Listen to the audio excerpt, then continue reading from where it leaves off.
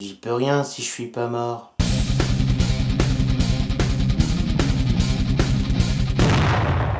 On dit souvent que la mort, c'est un renouveau, une continuité ou le suspens de tout. Sur ce sujet, tout le monde semble avoir son avis tranché. Mais la mort, c'est comme le saut à l'élastique ou la sodomie.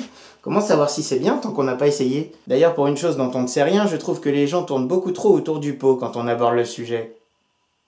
C'est sûr qu'on va pas aborder le décès avec réalisme, ça serait socialement rédhibitoire. Bonjour madame, je ne sais pas si vous aimez la viande cuite, mais votre mari s'est fait griller la brioche ce matin même.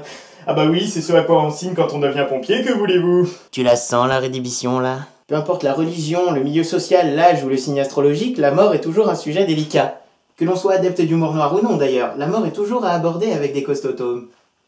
Je vous laisse chercher sur Google. Perdre un être cher quand on y pense, c'est surtout triste pour ceux qui en mesurent l'absence. Car ironiquement, c'est en se trouvant face au vide que l'on mesure l'importance de le combler.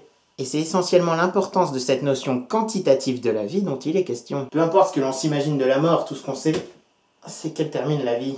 Élémentaire, mon cher Watson. D'ailleurs, tous les rescapés de la mort s'accordent à le dire, autant vivre sa vie à fond.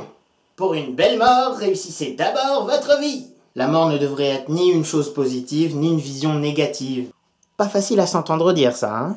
Dans le sens où il s'agit simplement du terme de quelque chose. La vie après la mort, le paradis, la réincarnation, tout cela sont des conceptions subjectives, des suppositions qui nous aident à donner un sens à ce qui semble ne pas en avoir. Tout comme l'être humain se conçoit des raisons de vivre, on s'imagine des raisons de mourir. Et parfois la limite entre ces deux raisons s'efface, tout comme ceux qui meurent pour l'honneur, pour un idéal ou pour le salut du monde. Et ainsi il est possible d'accomplir sa vie en accomplissant sa mort. Les deux états se côtoyant dans une danse infinie. Alors comment un événement qui a la capacité d'en épanouir un autre, ou au pire de le conclure, peut être vu de manière négative? Peut-être qu'après tout, ce qui nous effraie le plus dans l'idée de la mort, c'est de ne jamais voir personne y préférer la vie.